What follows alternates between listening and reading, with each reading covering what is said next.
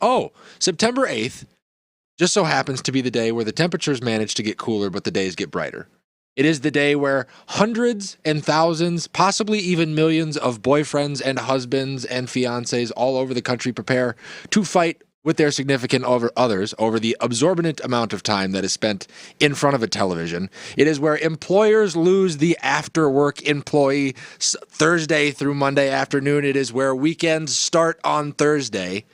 It is the start of, or the end of, the 207-day hiatus that was the football offseason, because today, ladies and gentlemen, we get football back on TV. That means you can sit down on Thursdays and watch Thursday night football. You should go support your local high school teams and watch them on Fridays, watch college on Saturdays, and repeat and wash and rinse or whatever with the NFL on Sunday and Monday night, just to take a 3-day break and do it all over again until February. I'm all jacked up that football's back. Mike, how are you? I'm all right. I'm doing well. I'm juiced, man. We waited a long time for this. This was an abnormally long off season. Do you not feel? I felt the lurch of all 207 days. That's one thing that's a benefit for coaching high school football is I basically started that season in June. We've already played a game. We're in. How'd you do? We beat Brainerd 52-14. Wow.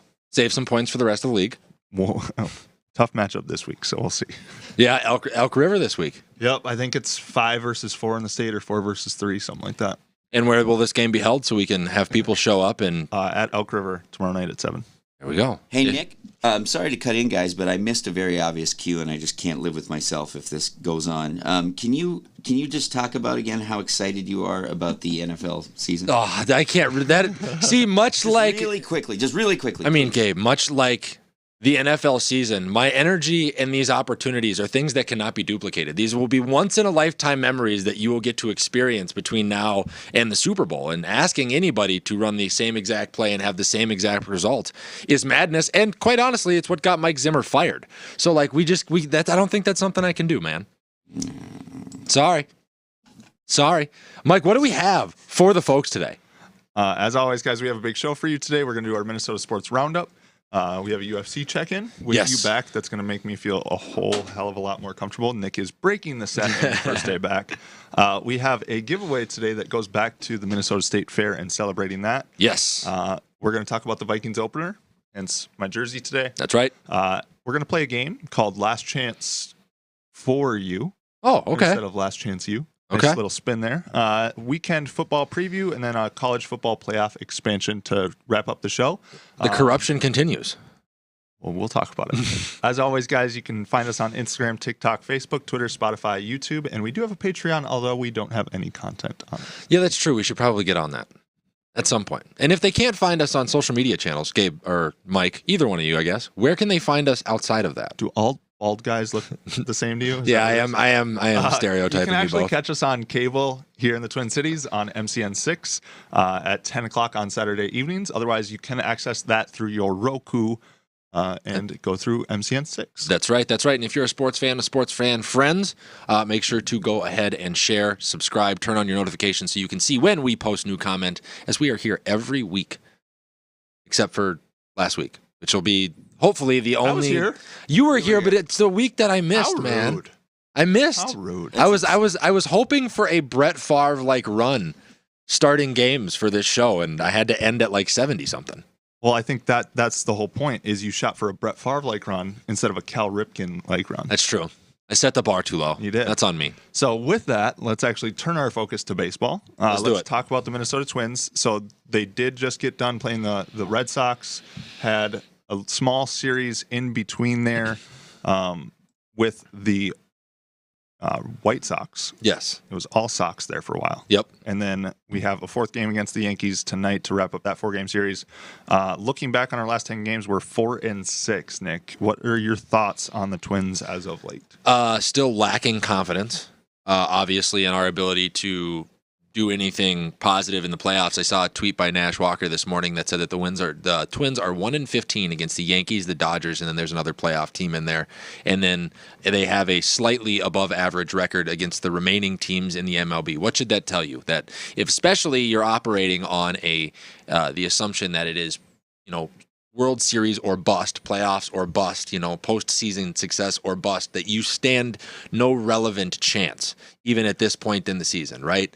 If the team is going to win games, it's going to be because the bats are there. In any close game that is even relatively a situation where you're going to have to lean on our rotation and on our bullpen and on our closers and on our management to make the right decisions on those players being implemented into the ballgame, then you're going to lose. That's who the Twins have been all season, and those scenarios where you're going to get lights out performances from pitchers are only going to become even fewer than what the Twins are already used to experiencing as we get closer to October baseball.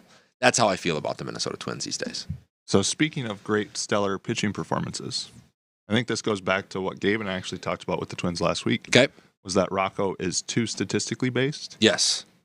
Having a statistical basis in baseball is a great thing, but you can't be driven with all of your decisions by that.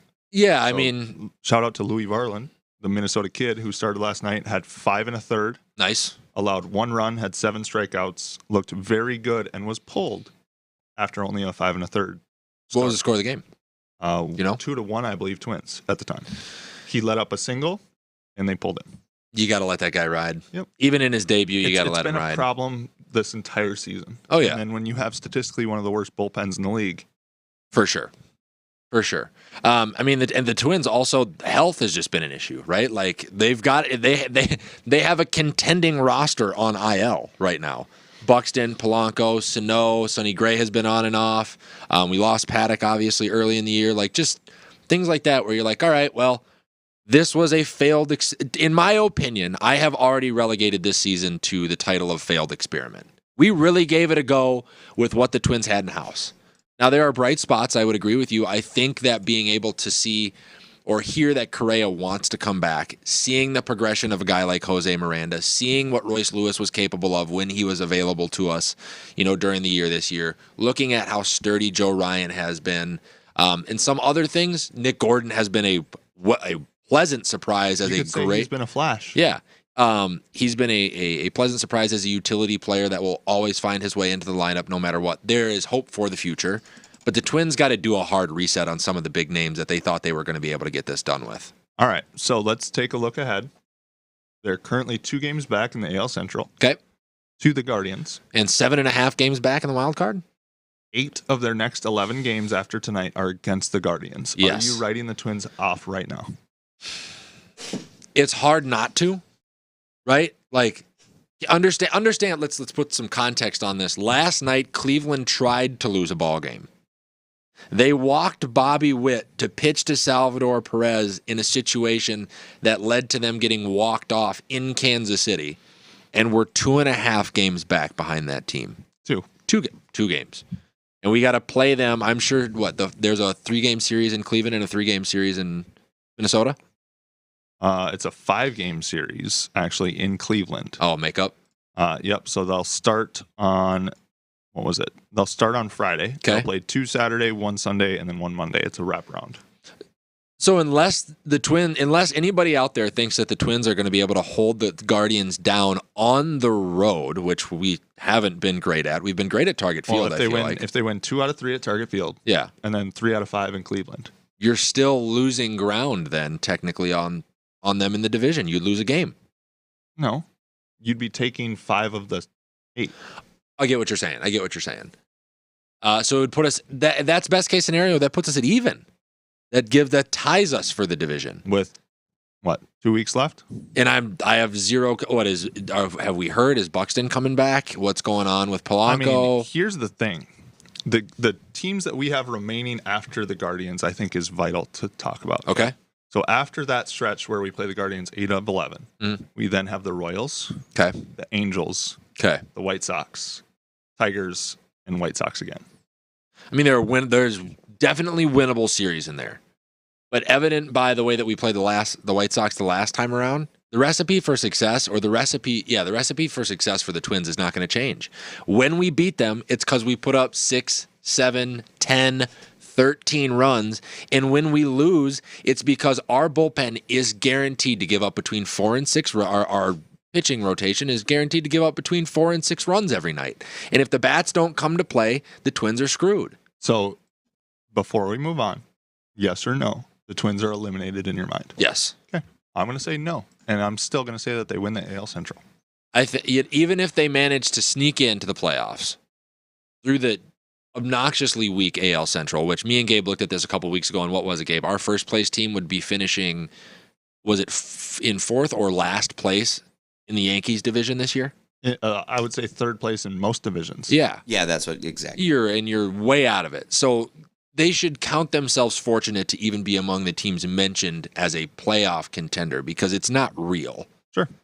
And I think even if we've managed to make it in, I think the streak continues. Whoever we wind up playing is going to sweep us right out of the playoffs. I do got to say, it's interesting how we have the worst division in baseball and basically look down on our team that's competing for a division title. Yeah.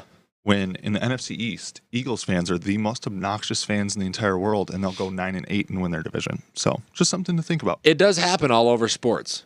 Yep. But listen, we got to be hard on the Twins here. Me and Gabe have talked about this. This is the anti-apologist Minnesota sports show. There is an expectation a division title is a division title, though. You can't control. Michael. You cannot control the record of the other teams in your division. A division title is a division title. You are correct. But we can also win that division title while going as media, as fans. That wasn't good enough. I agree. But let's give credit where credit is due. So with that, let's This switch. is the most depressing first place team of all time. Absolutely. They're not a first place team, so they're not technically. Yeah. Well, it was only a matter of time. So with that, let's switch on over and go into Viking season kickoff. Yeah. 3 days away from me and Mike sitting in U.S. Bank Stadium watching the Minnesota They're Vikings let us in there? chop down Aaron Rodgers at home. They're going to let us in Yes, the building? they are. Hey, look at that. I know Mike tried to get us kicked out last time by flashing the beer girl for free beer, but she did it first. Exactly. So what do you want to talk about with the Vikes? I think we need to talk about the storylines. Let's do it. The storyline that came out most recently is going to be Zadarius Smith. Yeah. Found that interesting. I think, does this not to you lend to the culture that Aaron Rodgers has built into Green Bay as the biggest checkbook in the room? Like, I think anybody who's in their right mind can acknowledge that when there's nobody to check you financially, like, hey, I could just have your job. I could cut you today, right? Because who's the owner of the team, the GM, so on and so forth. That guy oftentimes is the one setting the tone in the culture based on who they hire and who they bring around. And the way that Zadarius Smith was treated was very, indicative to Aaron Rodgers' inability to be a good teammate. I don't know if it was tied to Aaron Rodgers at all, to be honest with you, but I'm kind of split on it a little bit. I still side with Zadarius, and I think he was correct. Okay. However, as a part of a football program, when somebody goes outside of that program or what you have in place as far as policies with injuries, Right. that can be definitely frustrating to the front office. It absolutely can be, But you have to also diagnose correctly the first time. Exactly. So it's I'm kind of split on that. I'm like 70-30 on Zadarius' side. I mean, even if you are going outside the organization to get help, right? A lot of times, and especially in today's world, that's because there are specialists that exist that sometimes the NFL just doesn't have access to. I would suggest that any NFL player that gets an in-game injury goes and gets a second and a third opinion, right? Do you want to give a quick rundown for those who may not have heard the story? Go ahead. So Zadarius Smith played with the Packers in 2021. Yep. Had a back injury after looking ahead to a really successful season. The Packers training staff told him that it was basically a contusion and that he should be able to play. He didn't feel that was the correct diagnosis, so he actually flew to Los Angeles and got a diagnosis that he had a bulging disc that required surgery. Got the surgery against the Packers' wishes, and then when he came back into Green Bay's facilities, he was basically treated as An outsider or like not the perennial player that he is. Right. And with that, he got a super sour taste in his mouth and chose to come and play for the Vikings so he could play the Packers twice a year. I mean, and I think is the super sour taste warranted? Yes, because I think the overall consensus or the goal for all players is to do what's best for the team. Right now, he could have let this lingered, and that, I mean, a bulging disc like that. Those, I don't know, for those of you that, to use Mike's phrase from last week, that don't have a background in anatomy, when stuff like that happens, you're not only risking like that back injury in that disc, it's the nerve that sits outside that disc, which then affects, because it's your spine, everything down your leg, your ability to press and be lateral and all the things that you need to be an effective football player, especially at his size at the outside linebacker position. So he did not only what was best for himself, but in this scenario, he did what was best for the team. And had they treated him better upon his return, hey, thanks for getting this taken care of, not pushing it off. I mean, we look at Michael Thomas. Michael Thomas took an entire year away from the team in Sean Payton's final season when they were in the hunt for a playoff spot last year because of a very similar scenario. And had the Packers just treated him better upon his return, we're not talking about them as lacking pass rush this year. We're not talking about them as an ailing defense. You know what I mean? It changes the way that you would perceive the Green Bay Packers if they just would have done what was right in the way that they should have treated him as he came back. And I know Gabe's sitting back there going, oh my God, Nick, another player apologist stance. But like, that's what it is. Over or under 1.5 sacks week 1 for him? I give him 2 minimum. I think he gets 2. So that's the over for those of you. Yeah, sure. All right. Second storyline, we got to just talk about Kevin O'Connell. Okay. Versus the Green Bay Packers. Interesting. Does he have ties to Matt LaFleur? Not that I am aware. Was he on staff in Washington? So I don't know if KOC was on staff in Washington, but I know that Sean McVay was on staff in Washington with Matt LaFleur. So the coaching tree is very similar, if not the same coaching tree, but I don't know if the two themselves have personal connections. Yeah. If that makes sense. Interesting. I think the Vikings have done a very good job this offseason of making sure that they have kept this new beautiful toy that they have built out under wraps. So I think there is a lot of Vikings fans out there right now that are kind of waiting with bated breath to see what it's actually going to look like with the stars in place, with the personnel packages, some of the moves that we made, things like that. Ingram going to start at guard. We're going to get to see, Bradbury, bench pressed by Kenny Clark, but we'll talk about that here in a minute. But I have faith in him.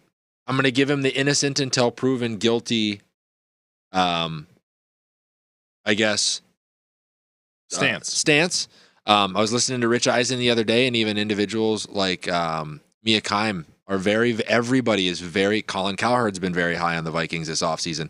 Everybody has kind of been like X's and O's. We know we're going to get the right things from Kevin O'Connell. I think it's the other things now. Time management, personnel, things like that, if those things get ironed out and they look like, or they're buttoned up come week 1, I think the Vikings are a real threat. All right. Well, with that, let's talk about the matchup on Sunday, 3:25 kickoff. That's right. Vikings versus Packers. We will be in the house, Michael. We will be. Excited. Thanks for the invite, guys.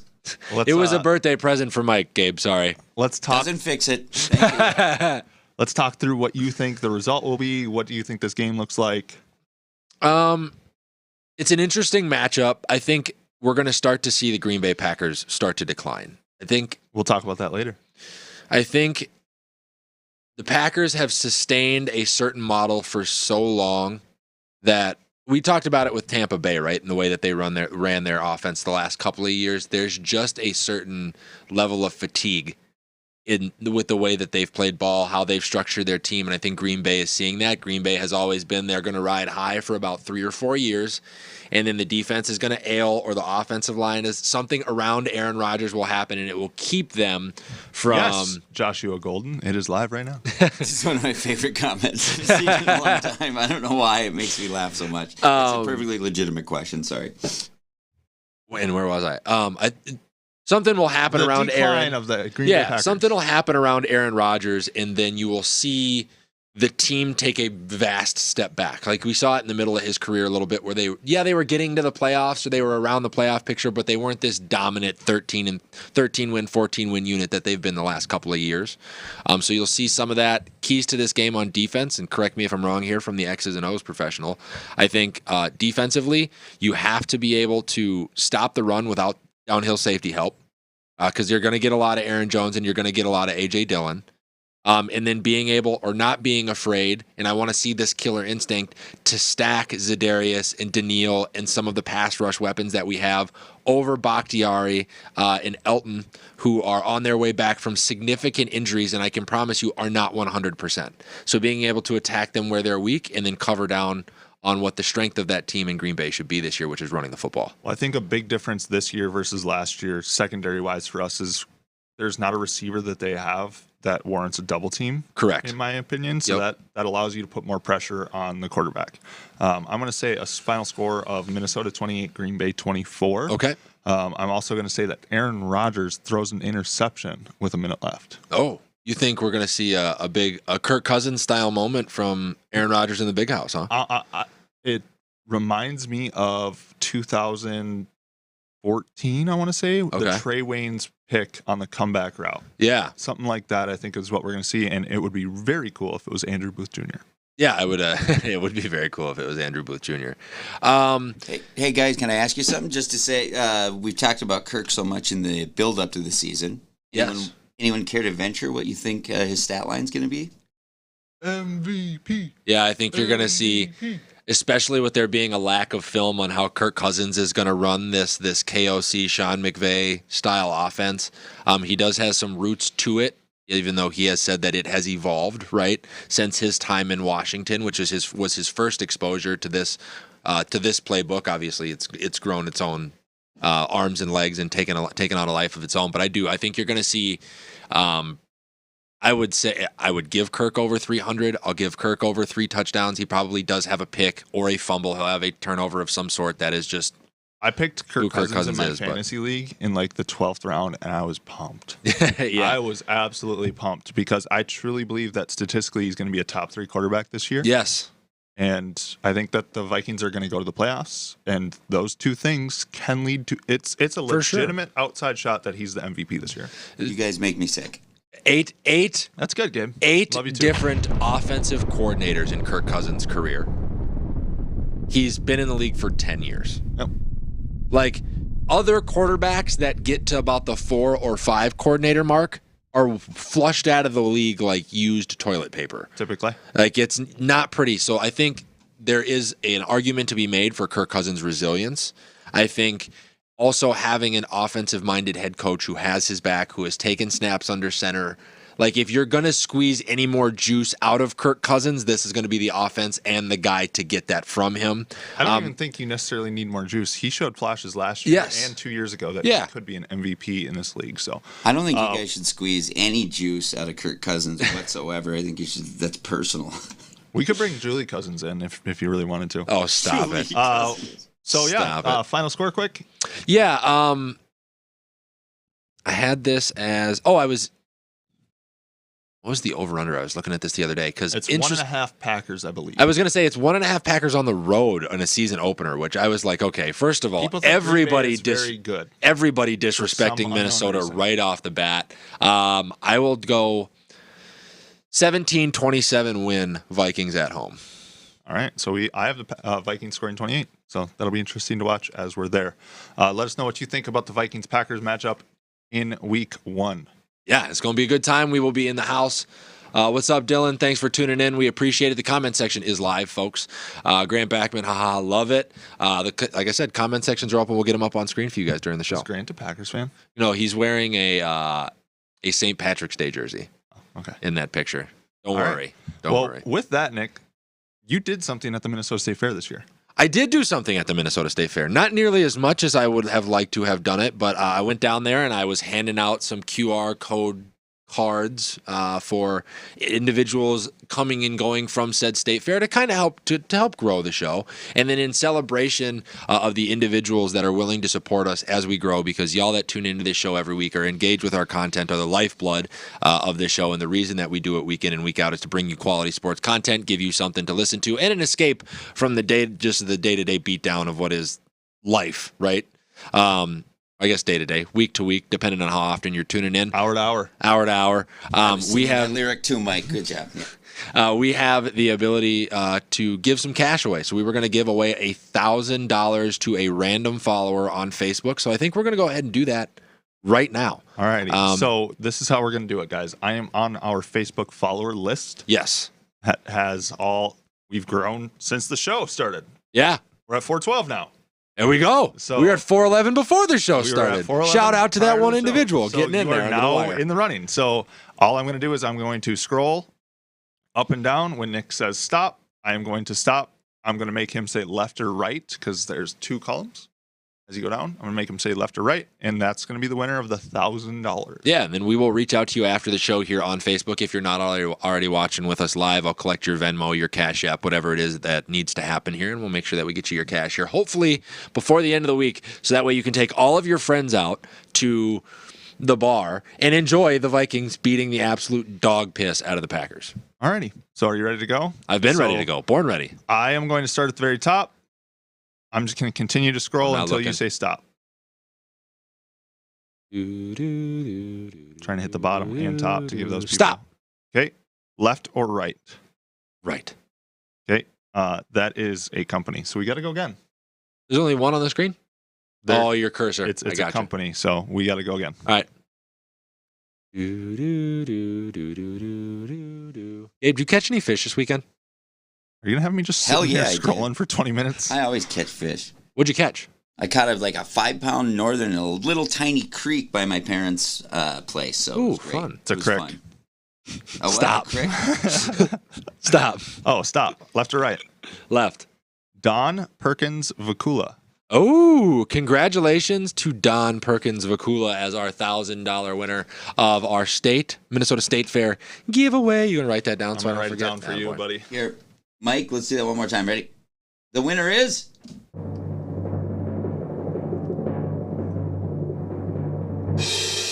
Don Perkins Vakula. Don Perkins Vakula. I hope I'm pronouncing your last name correctly. You did. Oh, she got the little trumpets at the end, too. Absolutely. I'm Congratulations, assuming. Don. Yeah, absolutely. We will do more of these giveaways, guys, as the show, and gals, as the show continues to grow. So if you would like to be or have the ability for us to give away some more cash, share this with your friends. As we hit different follower markers here, as different events happen, me and Mike are more than happy to give back to the community that supports us on a weekly, daily, monthly, hourly basis. We show up for y'all and would love to be able to continue to spread the joy. Watching the show is your new part-time job. That's right. Yep. That's right. Yep. It pays. It has the possibility of paying. $1,000 in an hour and a half. Check that out. So with that, let's congratulations to Don once again. And let's switch gears to UFC news. We do have some UFC news. Are you engaged in this? I applaud your effort for trying to cover the UFC last week. Thanks. I really poorly, do. But I mean, I think you got what was needed. It was a terrible one to cover. That card sucked, dude. But did you watch the fight? I did. I watched the one that I looked up. Damn it, who was it? Surreal Gone versus Tai Tuivasa? Yes. I watched it while I was working retail. Actually. Look at you! You watched a UFC fight because Matt was working with me. There we go. We watched it on his phone. So we can start there with the Tai Tuivasa versus Surreal Gone fight. Learned a little bit, I think, about what the future of the heavyweight division is going to look like in that fight. First of all, I think Tai Tuivasa was just outclassed by a more intelligent fighter in Surreal Gone. And he proved himself to be what will eventually replace Derek Lewis, a knockout machine that will kind of be the gatekeeper of the division. Hey, if you got to be tough enough to get past him to even be in the title picture. Does that seem to be fitting? I don't disagree with you. I also just think that he was very close to knocking John out, and I think he deserves another possible shot at getting up into the upper echelon. I mean, he's ranked number 4, so I'm sure as others, his opportunities. He was one punch away. His opportunities will come from those who think they should be inside the top 5. Sure. Right? That's how I see that going. And if he stops 2 guys in a row, then you're like, well, I mean, you kind of got to put him in the title picture, don't you? He's stopping guys from coming up. That's kind of how Max Holloway, in his, battle to get back to challenging Volkanovski went, and I think that's what Tai Tuivasa is going to be relegated to, which, by the way, can only be good for him because you only get so many title opportunities throughout your career. He hasn't even had his first one yet, and fighting a litany of different fighters who are right on the cusp of being championship level should allow his very raw game still to continue to develop. Yeah, and I do want to give credit where credit is due. Cyril Gahn looked very good, but what I was honestly probably most impressed was his chin. Yeah, because he got rocked variety of times by Tuivasa and swinging, just kept coming, swinging. So, congratulations to him on that fight win. I would agree with you. I think I don't know like punch stats or whatever for how hard they hit Tai Tuivasa versus Francis, right? But Tai blanked some pretty tough dudes on his way up to the number 4 spot. And so to see Cyril get popped in a striking exchange and not just get Usman. Like a lawn. Yeah. We're going to call it getting Usman for a while. Ooh, ouch. Yeah. To see him continue to fight and then just to get a knockout the most difficult way possible, which is through the war of attrition, go into the body, cut the guy down. Everything that he threw was sharp, hard. It was just he's not gonna wipe you out. Clearly the better fighter. Absolutely in the octagon that night though. But now the question becomes, what do you do with him? Because the top of the heavyweight division, as interesting as it is so stagnated by the situation with Francis that I don't think anybody has a clear picture. I don't think Dana knows what the UFC is going to do at the heavyweight division. And as Gabe has said many times, the sport is elevated to such an intense degree when that division is good that we should be looking, we got to put the train in motion here because it does give a little bit more juice to the entire UFC. So there was this tweet that came out, and we can kind of move on to what the future of the heavyweight division might look like.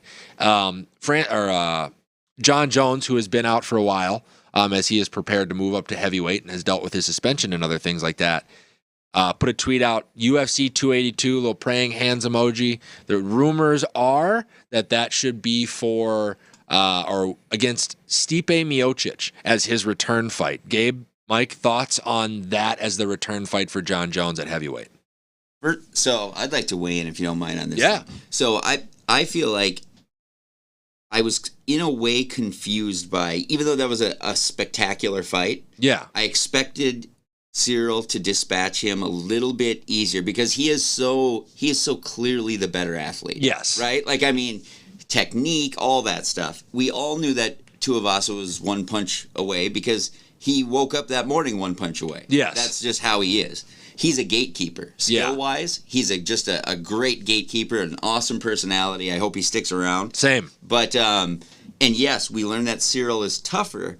I'm confused, though, why he didn't engage quicker or didn't, just kind of take care of business a little more. I think it is the threat that Tuivasa just needs to hit you once. Exactly. That when you and we kind of saw that with the Francis fight, right? Like, I think he was a little bit sharper this time around in his exchanges, but his hesitancy to wade in probably comes from the fact that he waded in against Francis. I mean, the majority and of then he got taken that go 5 rounds. He got taken down. That first round is very much feeling each other out. Yeah, and he's a light on his feet.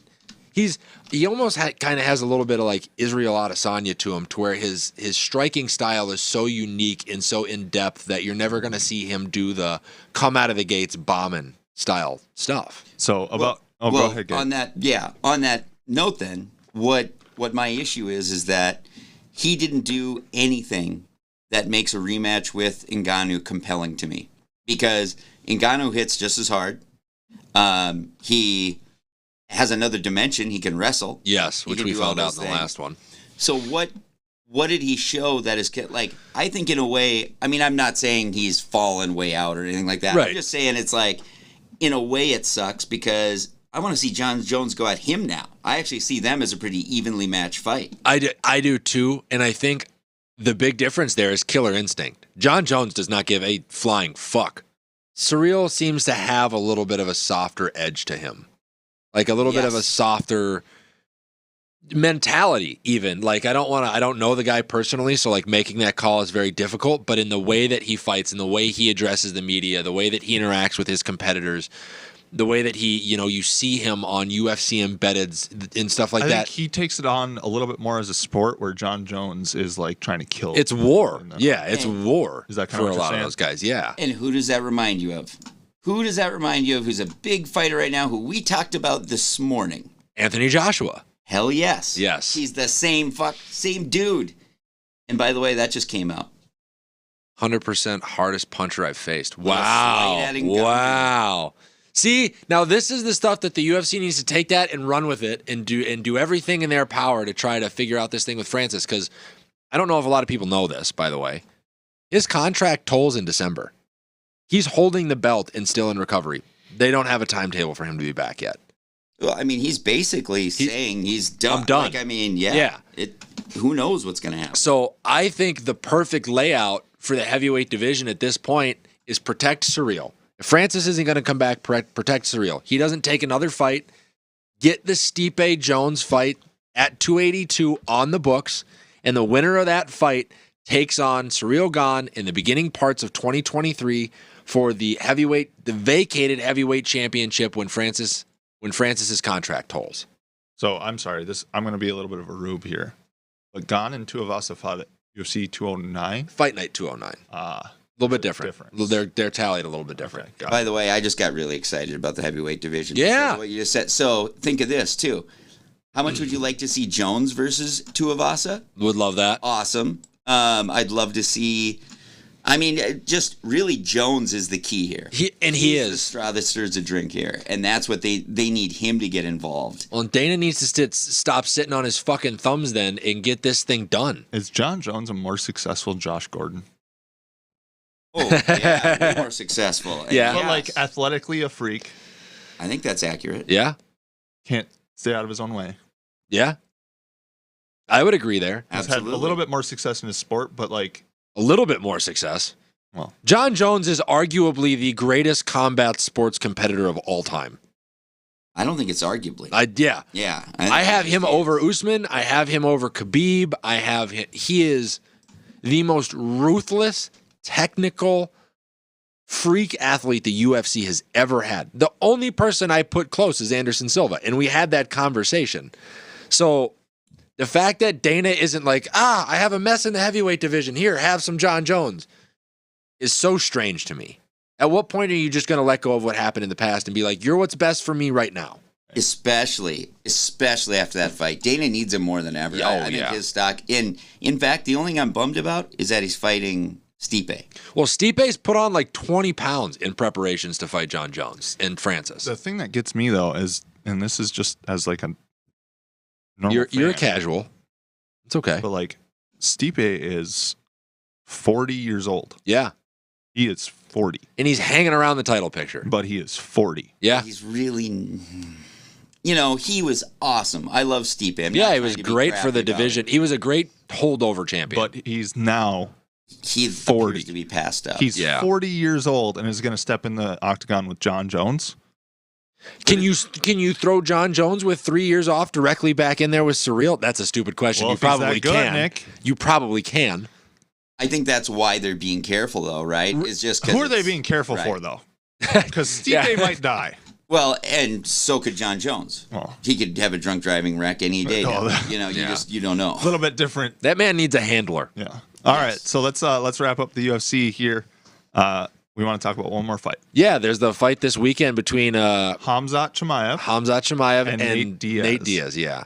I want Gabe's thoughts on this right away. Okay. Well, I can give you that. I think that I wish I had a really definitive thing. This is what I think. No one's knocked out Nate Diaz. Yeah. Right? But as we discussed before the show, he appears to be punch drunk. Yes.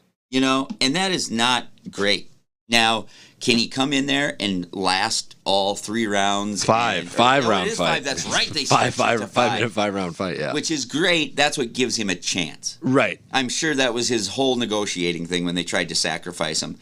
And that's exactly what it was, isn't it? They are using the old toughest motherfucker on the block to try to build a new toughest motherfucker on the block. This is actually like WWF. Yes. Like, Did you see they're that? putting him over, as they say. Yep. Did you say that Nate Diaz came out and said, like, 2 days ago or yesterday, I didn't call for and still don't want to fight Chimaev? Oh, yeah. Yeah. He wants to be out. Well, he wants to be in the title picture of... He wants to be around the belts at other weight classes. But Dana wouldn't... There was no other... He said there were 20 other fights that he asked for.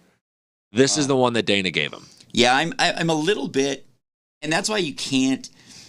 why no one can say definitively that Nate Diaz is going to do something special, because he can absolutely go there and just fucking lay down. So here's the quote. He's been public about how much he wants out. Oh, yeah. Here's the quote. This is from Nate Diaz. Quote, "This fight isn't even about this guy. It's about making this guy." And I'm like, okay, you guys aren't going to let me go because I'm the best fighter here, and you're not going to let me go unless it's off of somebody. I got to make somebody for you?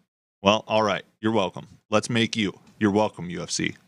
And I mean, he's not wrong, right? Like, if we're being super honest about it, Nate Diaz is by no means wrong. He wanted a new contract and wanted to stay with the UFC. It was also reported, it came out in an interview, I think it was with UFC Embedded, less than 2 days ago, that the original contract negotiation, he said, I don't want money. Take the money that you are going to pay me, and I want you to sign my 10 guys to the UFC roster and give them some opportunities. And Dana was cool with like 6 of them, but couldn't bite the bullet on the other 4.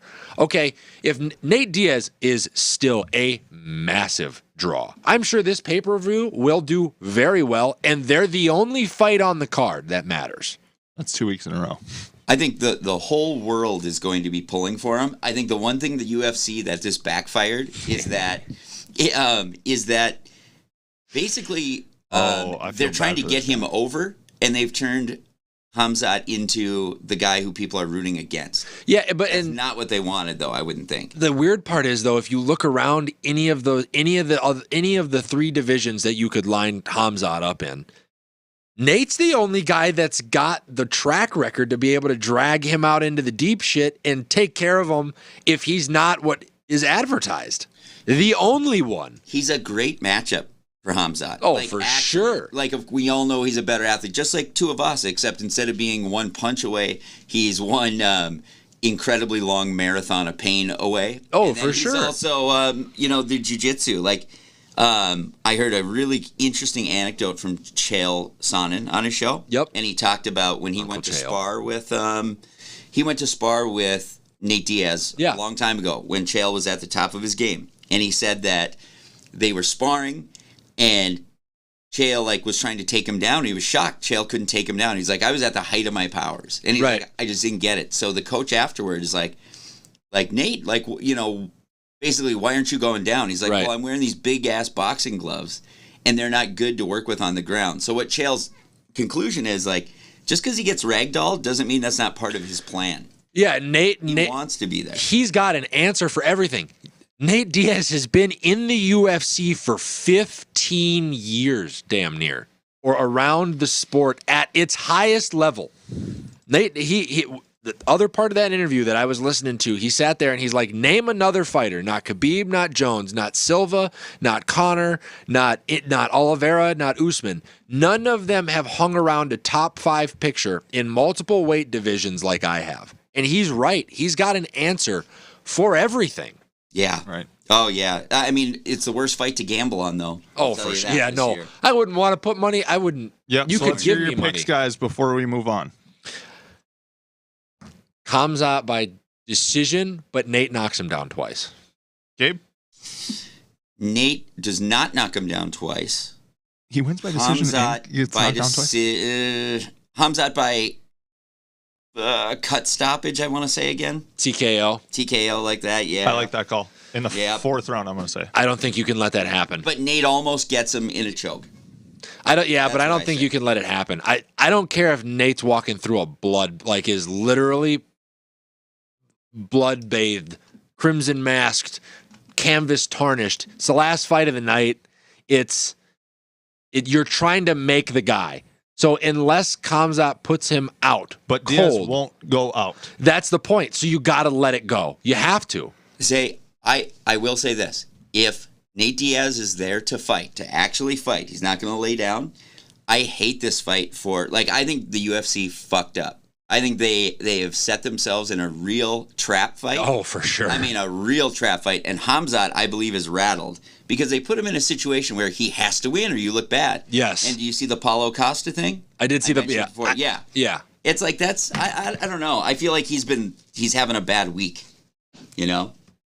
All right. So that's all we have on the UFC. Let us know what you think about the Cyril Gane fight and the Tuivasa fight. Tai Tuivasa fight Shui last week.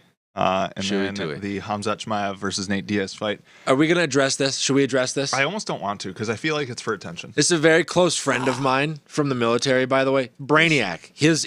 If I listed off for you his accolades between the military and what he does for school, you'd be like, oh, that guy's a supervillain, right? Like, that's who this is. I hope you're okay. Yeah, supervillain, not superhero, because with that frame of mind, I feel Anderson Silva is going to dog walk Jake Paul. It's not going to be good. No. I don't know, though. I don't know. Unless it's another fit. Unless Jake Paul is fixing another fight, Anderson Silva is going to make him look like child's play. Nobody hates Jake Paul more than I do. Okay? No, I hate his guts to his core. I hate him. But he is I have to hand it to him. He is so savvy at picking his fights.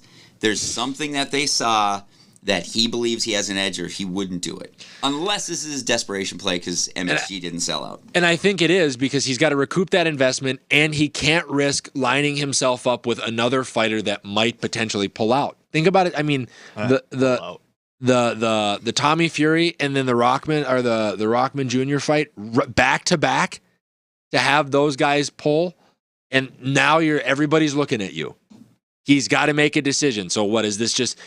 I think his original timetable, honestly, was probably to do those two fights and then address something like Silva. Silva's a little bit older, a little bit longer in the tooth. Jake has a little bit more experience, but this is speeding up his timetable, and I think this is it.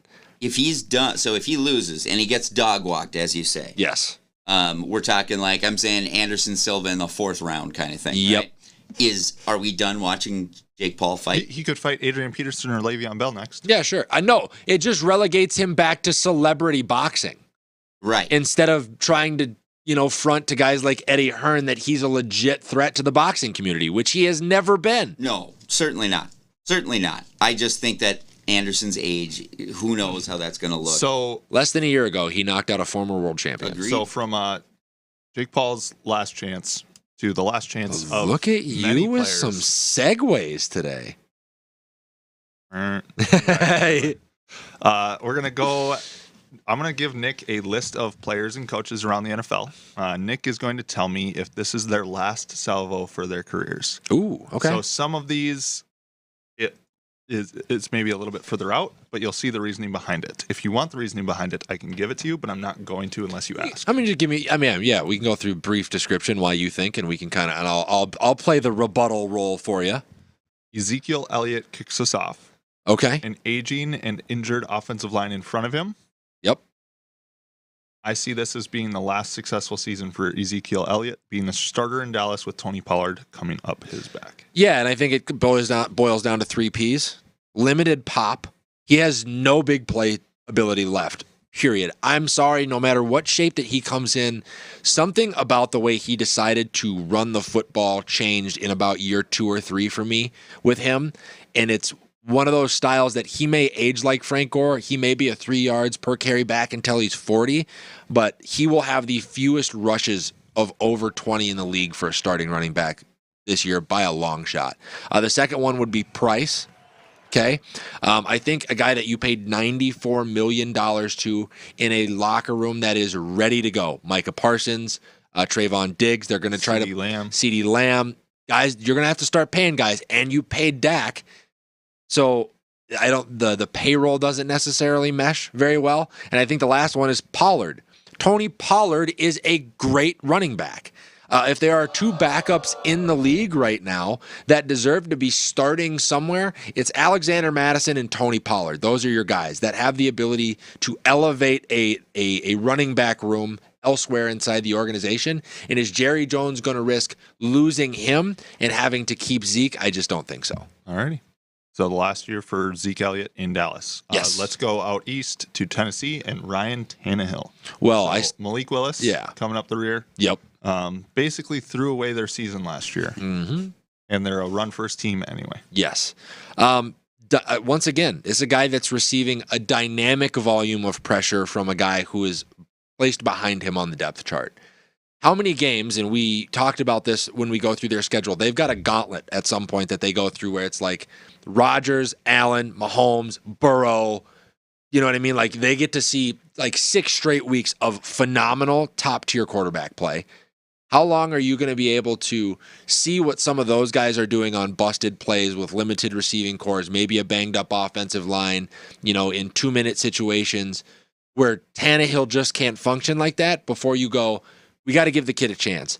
Our opportunities to win ball games a la Lamar when he came into Baltimore the first year are going to be greater with Malik Willis than they will ever be with Ryan Tannehill, and he doesn't have a next step.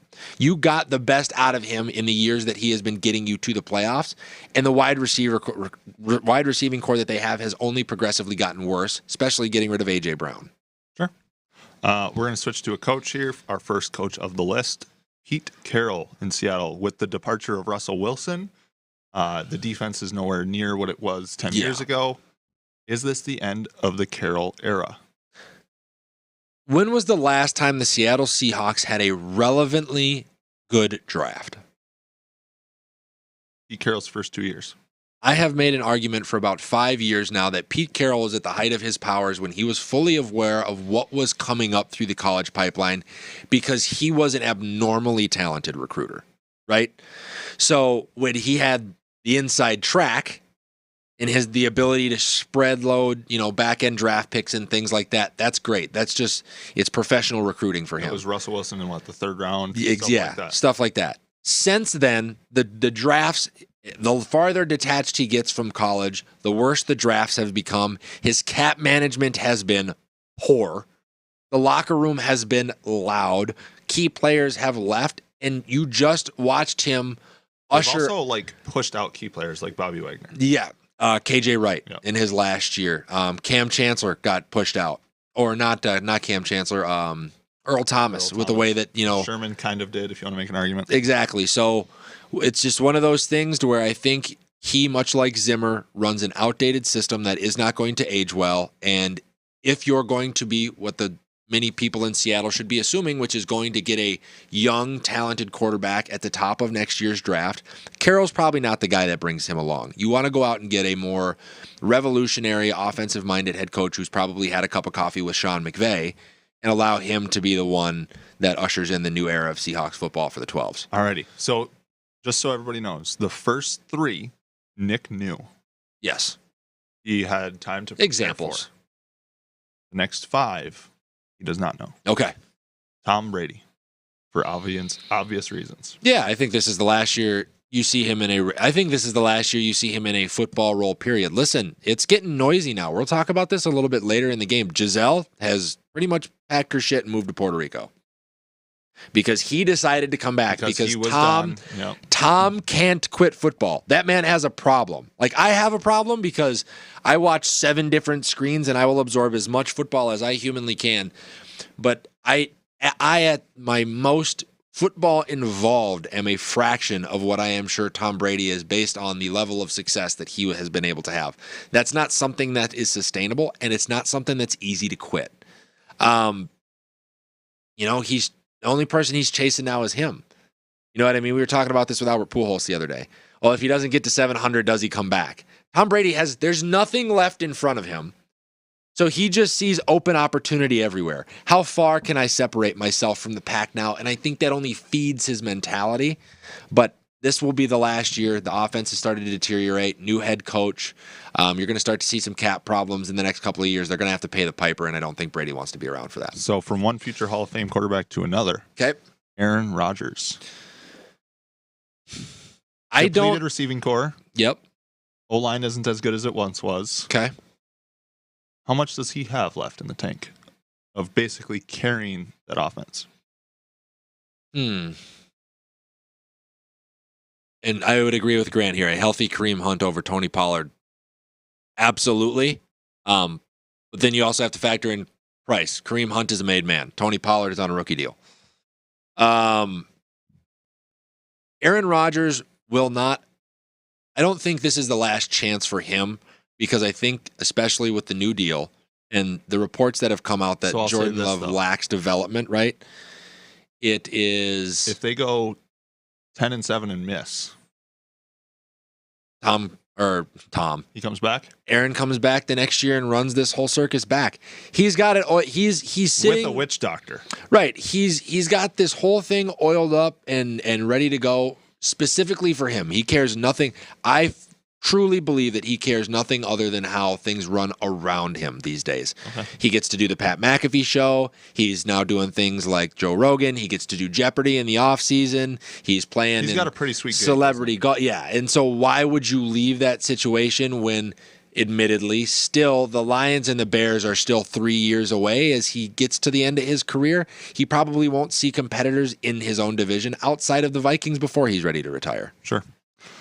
Well, you brought up the Bears. Yeah. So we're going to talk about a former Bear. A former Bear. Mitchell Trubisky. Oh. Has been hopping around the league for a while. Yeah. Has had some level of success if you actually look at his statistics. Mm-hmm. He is currently the starter for the Steelers. And a captain. You're not benching your captain. But with Pickett coming up, is this his last year being relevant in the NFL? Interestingly enough, I don't think it is. I think he has. I thought this was a good one, to be honest. Yeah, I think he has all of the opportunity in the world to put himself into a situation to be a guy that starts for a team that just couldn't get the quarterback position right in the offseason. Right. So this whole game was they could go 4 or 5 more. Or it could be their last. Exactly. Right? And I thought that was a perfect Mitchell Trubisky. It depends on how he plays. I think he leans more 4 or 5 more. Still got plenty of athleticism in a tank that is only leading more and more athletic from the quarterback position. I think the time that he spent in Buffalo gives him great ties to be a bridge quarterback to New York next year. Daboll was there when Trubisky was there, and if it doesn't work out with Daniel Jones, you don't lose a ton of athleticism. He's accurate enough to get you through the game. He understands the offense already, and it's somebody that can, once again, I think he winds up kind of like Ryan Fitzpatrick or Jimmy Garoppolo or Alex Smith, where he's just going to continue to find himself in positions where he's a 1 or a 2 year starter while they try to figure out what's going to happen after he's gone. Okay, I'm going to make one change here, but it's not to my next one. Okay. So we're going to end with 2 coaches. Okay. And then, Gabe, do we have the graphic for this? Did it get up at any point? Yes, we have the graphic. I've just been playing with my stupid little cutouts and not doing my job. So sorry. You're good. God damn it. Gabe's in the production room playing with himself. As always. There's a reason that there's no camera back there, and when you saw him on screen last week, it was very dim lighting. We're watching you, Gabe. So we have 2 coaches left. Mike McCarthy in Dallas. Yeah, I think this is undoubtedly his last year. I don't think there's a way that he gets out of the... Jerry Jones gave him enough rope to hang himself with, and he has done nothing but fasten the noose that will end his NFL career.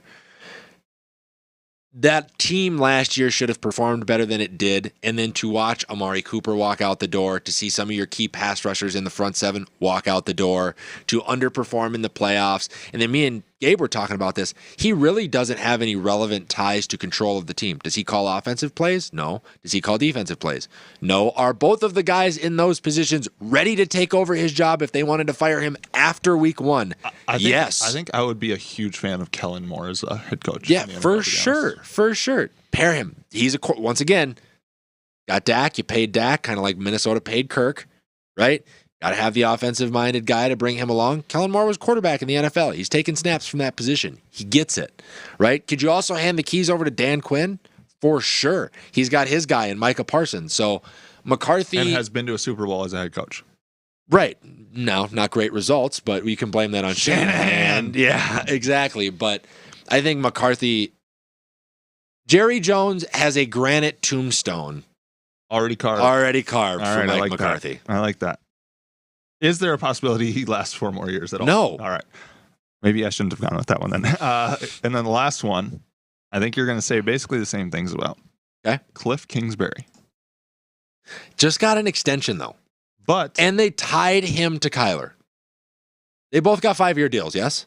I didn't know that he got a 5-year deal. He did. Kyler did. They both, and Kingsbury's extension came first. So I would almost make the argument that Arizona is almost more done with Kyler than they are more done with Cliff. All right. Now, I think there is going to be a narrative that is going to begin to stockpile if he can't turn this trend around of being really bad after the midway point of the season, dating all the way back to college at one point. Last year, we talked about it. His winning percentage after... I think it's like November 15th or something. It's like... He's got like a 41%. It's not great. It's not great. And it's not like he's been playing juggernaut teams. Right. He's been playing, especially in the NFL, the teams that he's always played, right? You're going to get divisional games, but you can't lose divisional games late. And you're going to get probably other teams that are biting for playoff spots. You can't lose those games either.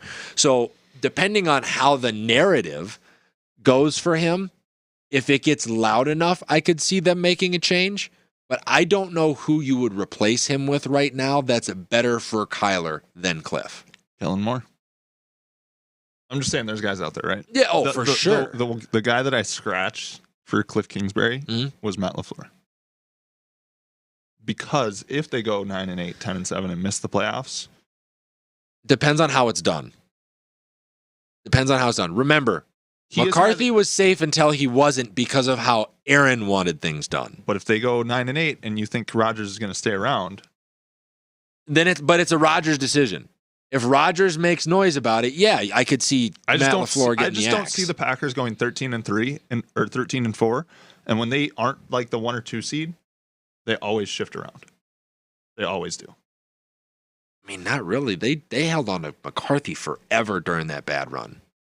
But Rodgers was making moves in the offseason to bring in different guys, or he was bitching all offseason long. Yeah, I could see that. All right, so that's our last chance for you game. Let's move on into the football weekend preview. Yeah, let's do that. I'm excited. We get elite quarterback play pretty much up and down the NFL schedule to start week 1, Mikey. So Thursday Night Football tonight. Woo! Buffalo Bills at the Los Angeles Rams. Yeah, it's tough. 50-47.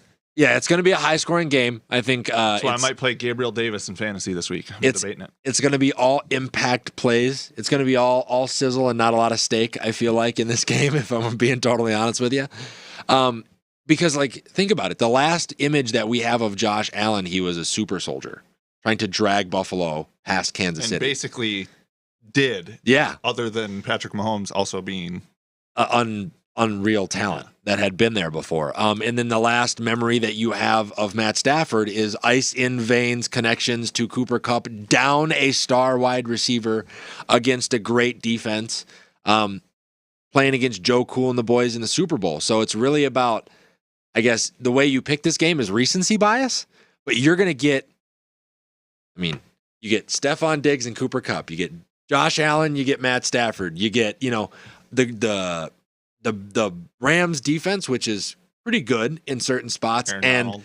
The Bills defense, which Tre'Davious White. He won't play now. He won't play week 1, which I think is what's got me siding. He is out, still recovering from that ACL injury. Okay, and I think that's what shifts the tables. 50, Bills 47. Yeah, I think the spread on this game was like 3.5.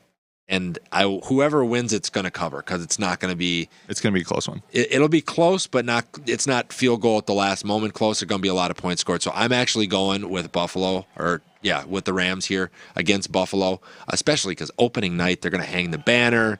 They're going to get show off the rings. It's going to be a little bit of a spectacle in LA. A lot of star power. So Rams to take it tonight. All righty.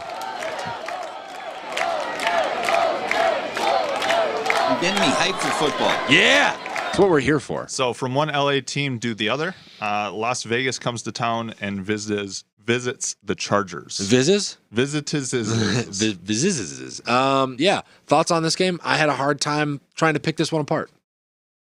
Lots of new in this Lots game. of new. I am actually going to lean Raiders.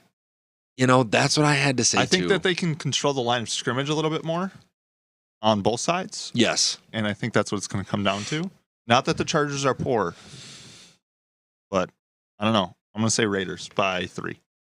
The question with the Raiders is going to be,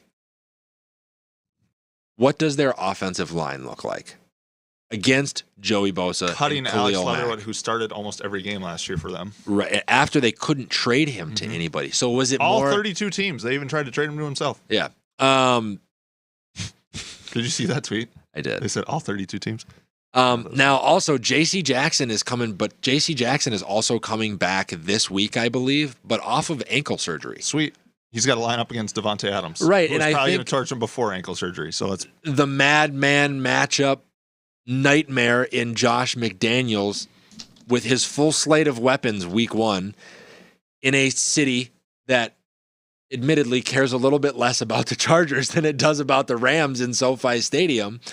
There's a lot of good things in place for the Raiders, and they were my pick to win that division. So I'm going to let them get off to the hot start here. The line on that, by the way, currently is LA underdogs by 3.5 points at home. Interesting that the NFL has a lot of these home teams as underdogs to start the year, but I will take they want people to make some money. I will take the Raiders to cover the 3.5 point spread as they take that victory there in LA. All right, and then last one that we're going to highlight, Sunday Night Football.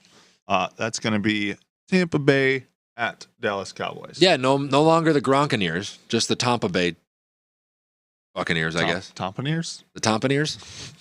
Tampa-na-na. Interesting, lots of injuries here. Name me a player, by the way, Mike, that has been a starting effective left tackle for a football team over the age of 38.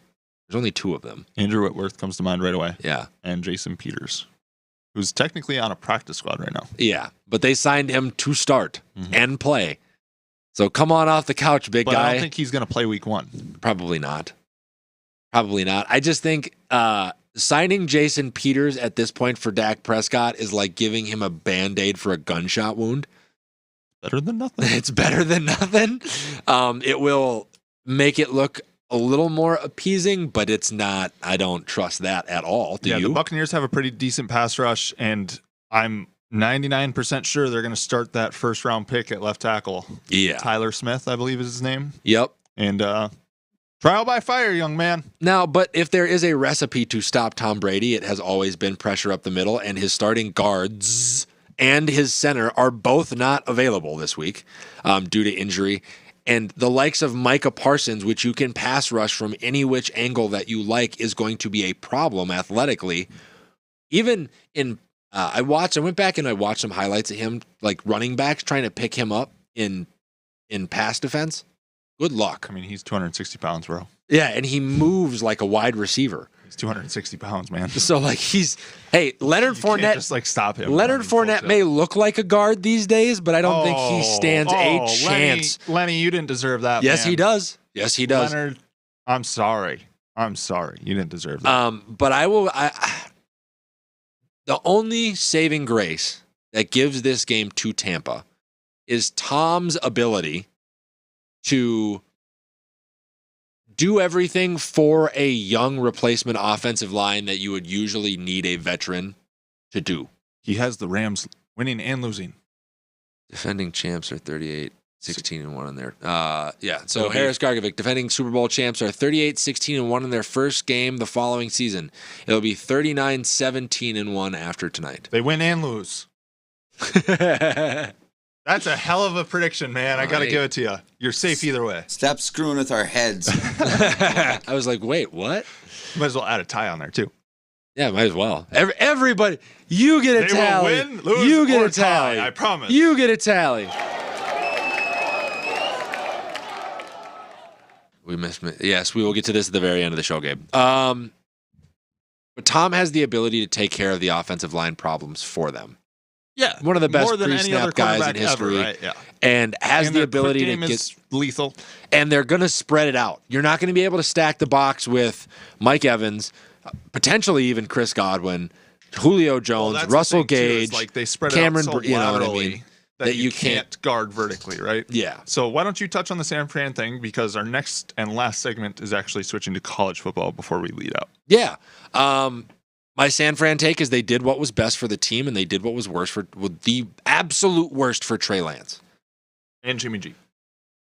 Not necessarily, because Jimmy G, in my opinion, has the opportunity to win that job back. But is he a starting NFL quarterback caliber? Yeah. Okay, and he's on the bench. Yeah. So that hurts his career. A little bit. Okay. A little bit.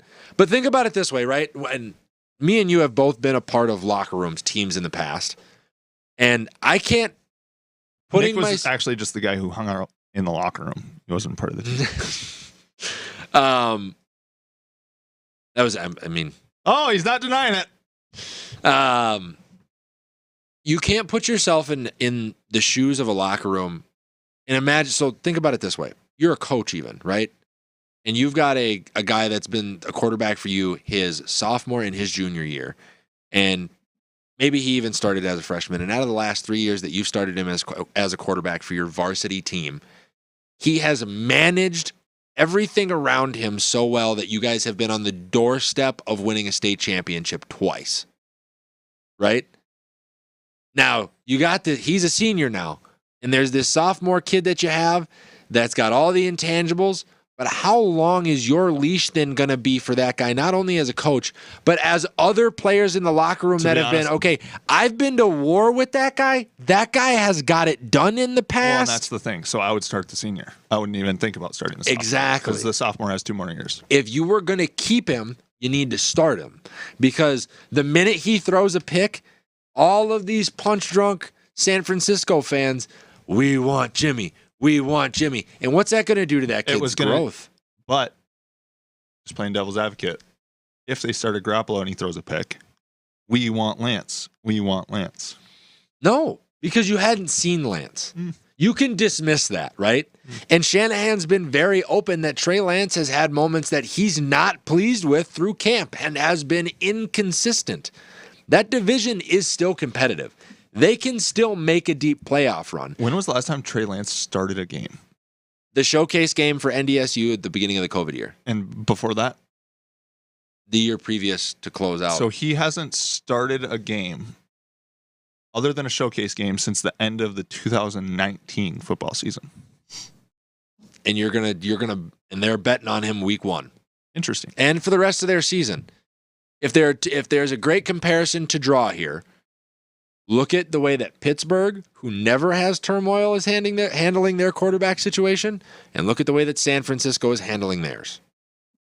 So I'm a little confused by your take, because you're saying they did what's best for their ball club. Long term. Okay, long term? That's what I'm asking. Yep. Is it in short term? No. Nope. You're both in agreement on that? Yeah. Yep. So it's best for their team in the long run, worst in the short run. Yes. Because Trey Lance is the What future, and happens in order to get him ready, you have to throw him into the fire. He's got to get live But your reps best chance at some of having a successful season this year is Jimmy G. Except there's a thing called confidence. And if that gets blown up and Jimmy G just does better than Trey Lance, you really could detonate the whole thing. That's not just saying that Jimmy G is going to play great. He can just play better than Trey Lance, which might not be that great. That's the thing, is he's not going to get an opportunity to, possibly, though. What's that? He's not going to get an opportunity to play better than Trey Lance if Trey Lance plays well, halfway decent. Yeah. Because Trey Lance is the starter week 1. Yes. But you've just put that pressure on him, though. Yeah, exactly. Unwarranted pressure on him by keeping Jimmy G around. But San Francisco probably also did this knowing what they've seen from inside the building. I mean, you don't think Kirk Cousins is feeling pressure from Nick Mullins right now? No. Oh. Yeah, we handed him that team, Yes. And that's what I think that, I don't know. It just, to me, it means they don't believe in Trey Lance. And I'm guessing Trey Lance doesn't believe in himself, because I haven't heard George Kittle and a lot of guys from the locker room, they've backed Trey Lance. They say they love his development. They say that he is a special talent. But, man, you really don't know until you strap up and you start taking live fire bullets again. And it has been since 2019 since Trey Lance has started a relevant game at the quarterback position. Now, let's keep this all in mind, because... And that was for North Dakota State. Bingo, like a high D2, low D, No, they're D1 level D1. school, right?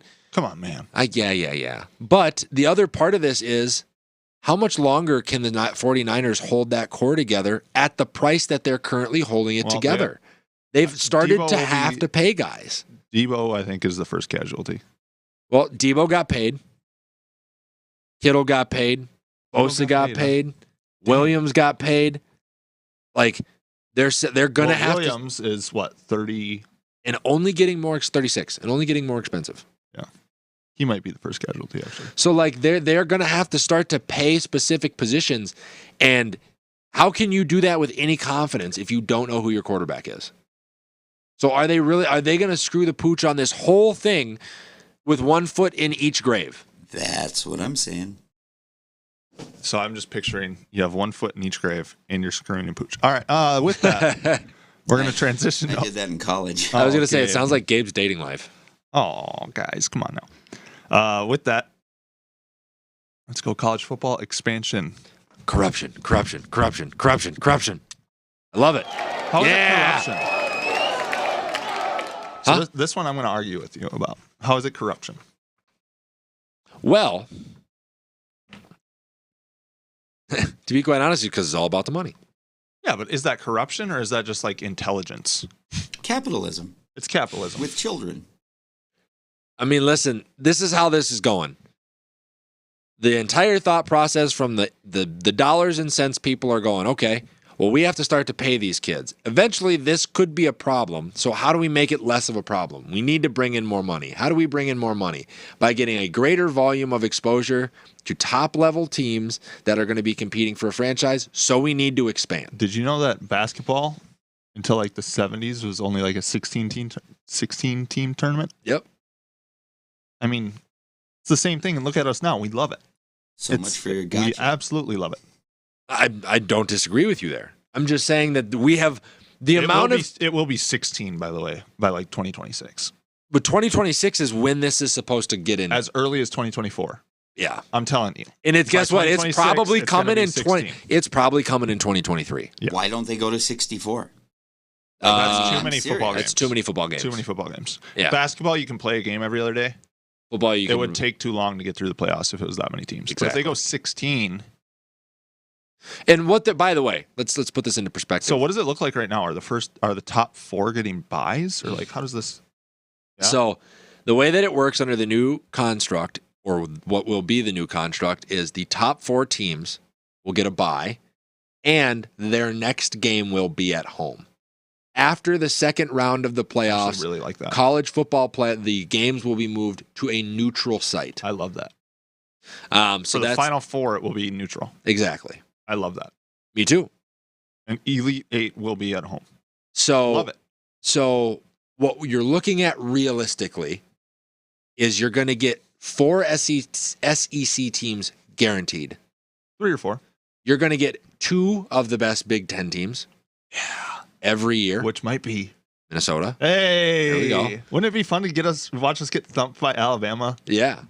You're going to get the top 2 ACC and Pac-12 teams probably. Combined. Maybe 1 from each. Yep. So that puts you at 8.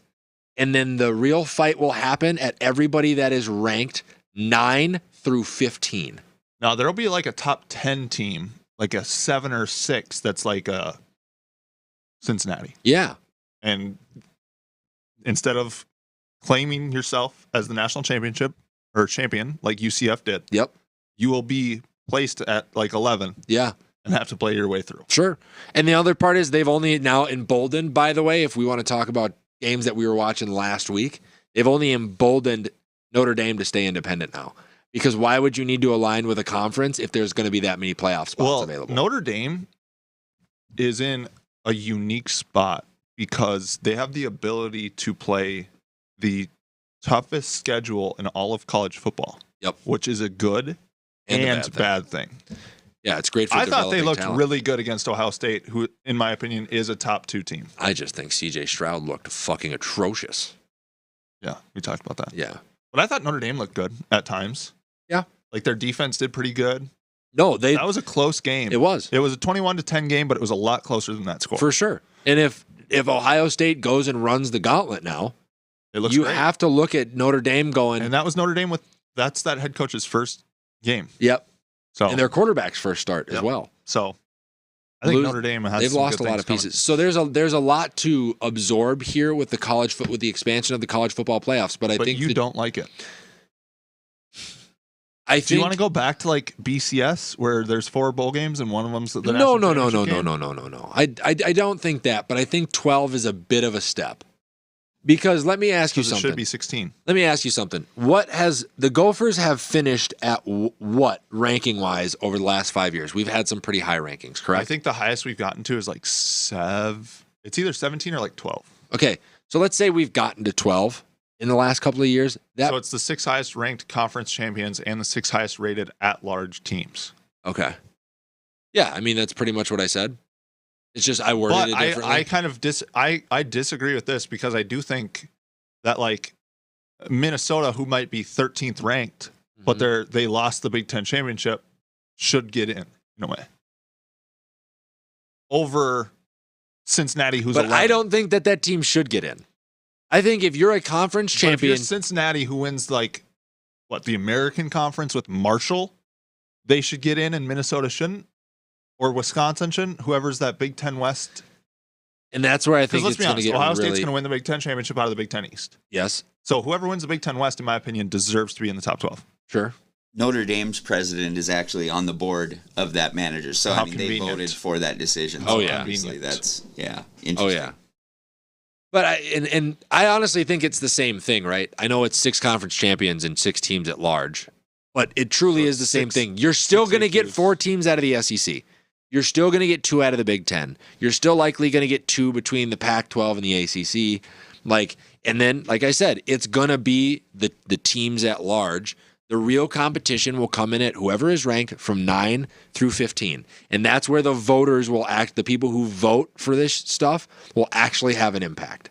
Does this restore Notre Dame, like basically give them the opportunity to become Notre Dame again? I know they've been a lot better and all that stuff, but I mean where they can get to powerhouse status just with that independence? For sure. It seems like it. Look at what 2 back-to-back berths did for a while for Oregon out of the Pac-12. Yeah. It was the back-to-back berths and 17 different jerseys. Yeah. Yeah. Many of them very ugly. Hey, whoa. From an old man's perspective. But many of them were very cool. Yeah. Yes, I agree. That's what happens when you make 30 different jerseys. Some of them are going to be sweet. Some of them are going to suck. Be sour. Yeah, some of them are going to look like the Pittsburgh Steelers throwback jerseys. So let us know what you think about the college football playoff expansion. I personally think it should be 16 teams tomorrow. Nick thinks we should go back to the Associated Press announcing the national champion like in 1954. I think you go to I think 10 teams, 8 to 10 teams would have been perfect. 10 teams is a super awkward bracket, same as 12. No, because the top 2 teams are the top 2 teams get the same thing. It's a bye and then a home game, and the other 8 play it out. I said what I said. All right. With that, do you want to do the lead out, Nick, in your week back? Yeah, I mean, I was glad to be back. Thanks for both of us showing up today. We made it. As always, folks, glad to have you in with us to another episode of Glass Half Sports. Hope you enjoyed your time. Congratulations once again to Don Valcula Perkins Valcula. I have it written down here somewhere on winning our $1,000 giveaway. Like I said before, folks, we will do another, or we will give more things away as the support for the show continues to grow. Make sure you tune in with us next week as me and Mike break down all of the fun action that happens in the week one of the NFL. I'm sure we will have something to talk about between the Khamzat Chimaev and the Nate Diaz fight, as that will be happening this weekend as well, and in preparation for week 2. If you are a sports fan with sports fan friends, be sure to like, subscribe, and turn on notifications on what platforms, Mike? Instagram, YouTube, TikTok, Facebook, Spotify, and Twitter. That's right. And if you miss the show live, you can always catch us on MCN Channel 6 Saturdays at 10 or on the Roku app at the MCN6 app. As always, folks, until next week, stay safe, take care, and we'll see you next week. Nailed it, Gabe.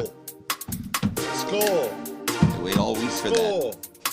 Skull. Skull. Skull. Skull. Skull. Skull. Skull. Skull. Skull.